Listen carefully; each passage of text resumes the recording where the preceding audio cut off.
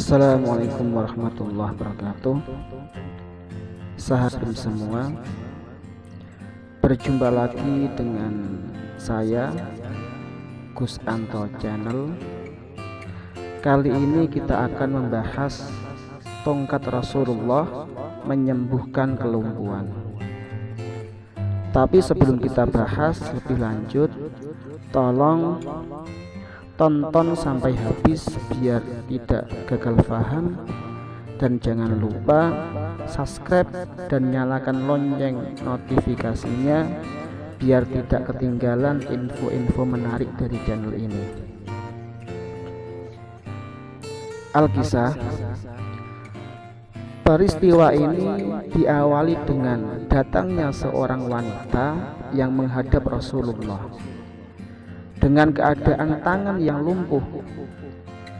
Diriwayatkan oleh Aisyah radhiyallahu anha, ia mengatakan bahwa pada suatu hari Rasulullah kedatangan tamu seorang wanita yang tangannya mengalami kelumpuhan. Ia memohon dengan mengibah kepada Rasulullah. Kata wanita tersebut, "Ya Nabi Allah, berdoalah kepada Allah untuk kesembuhan tanganku ini." Tanya Rasulullah, "Mengapa tanganmu bisa begini?" Kemudian wanita itu pun menjawab, "Aku bermimpi seakan-akan kiamat telah terjadi. Neraka Jahim dinyalakan dan surga pun telah diperlihatkan.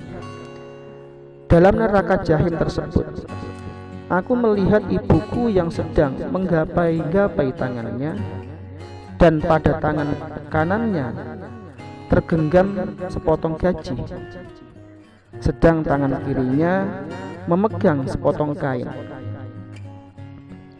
Sepotong kain dan sepotong gaji tersebut dipergunakan ibuku untuk menangkal api neraka yang menjilati tubuhnya. Aku sangat kasihan sekali, sehingga aku bertanya kepadanya, 'Wahai ibuku, mengapa engkau berada dalam jurang neraka ini? Padahal engkau adalah termasuk wanita yang taat Allah, dan suamimu juga selalu meridhoi keberadaan.' Jawab ibuku, 'Ketika aku ini termasuk wanita yang bakhil, mengapa ibu membawa sepotong kain dan sepotong gaji?' Tanyaku. Maka jawab ibuku, 'Cuma dua barang inilah uang yang pernah aku sedekahkan sewaktu di dunia.' Kemudian tanyaku lagi, 'Di manakah bapakku?' 'Bapakmu adalah seorang yang beriman serta dermawan. Sekarang ia bertempat pada tempatnya para dermawan, yakni di surga.' Lalu wanita itu pun melanjutkan ceritanya, 'Aku pun kemudian menunggu di surga. Aku melihat bapakku sedang berada di dekat telaga, ya Rasulullah. Ia sedang memberi minum pada banyak orang. Selanjutnya aku pun berkata kepada bapakku, 'Wahai bapakku, ibuku adalah termasuk wanita yang taat kepadamu dan kepada Tuhannya, dan engkau juga selalu meridhoinya. Sekarang ia berada di neraka dan sedang menderita kehausan yang teramat sangat, dan ia juga dibakar dengan api yang bergejolak. Sedangkan engkau sendiri berada di sini, di tempat yang menyenangkan, dan memberi air minum orang banyak dengan air telaga Rasulullah.' Mendengar perkataanku, bapakku menjawab, 'Wahai anakku, Allah telah mengharamkan air telaga ini untuk orang yang bakhil dan orang yang senang berbuat dosa. Sedang ibumu sewaktu di dunia adalah bukan orang yang senang bersedekah, sehingga masuk dan terjerumus ke dalam neraka. Mendengar penjelasan bapakku, aku diam saja. Namun rasa kasihanku kepada ibu tidak hilang juga. Hal itu membuat aku dengan sembunyi-sembunyi mengambil air telaga Kausar tanpa seizin bapakku.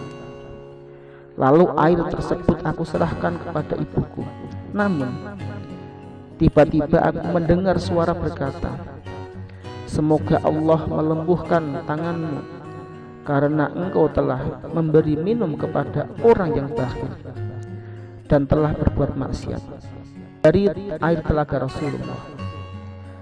Karena terkejut mendengar suara itu, lalu aku terbangun dari tidurku. Ketika aku sadar, aku telah mendapati tanganku menjadi lumpuh. Aisyah melanjutkan ceritanya. Setelah Rasulullah mendengar kisah yang dituturkan wanita tadi, beliau pun meletakkan tongkatnya pada tangan wanita itu yang menderita kelumpuhan. Seraya berkata, "Dengan haknya mimpi yang diceritakan wanita ini, semoga engkau menyembuhkan tangannya dari kelumpuhan, ya Allah." Maka tangan wanita yang lumpuh itu pun sembuh seketika itu juga. Maha besar Allah yang telah memberikan mukjizat ini kepada hambanya yang terpilih. Demikianlah cerita tongkat Rasulullah menyembuhkan kelumpuhan.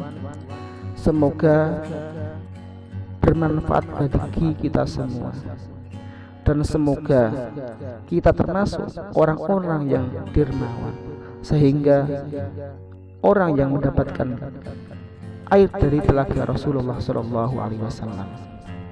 Assalamualaikum warahmatullahi wabarakatuh.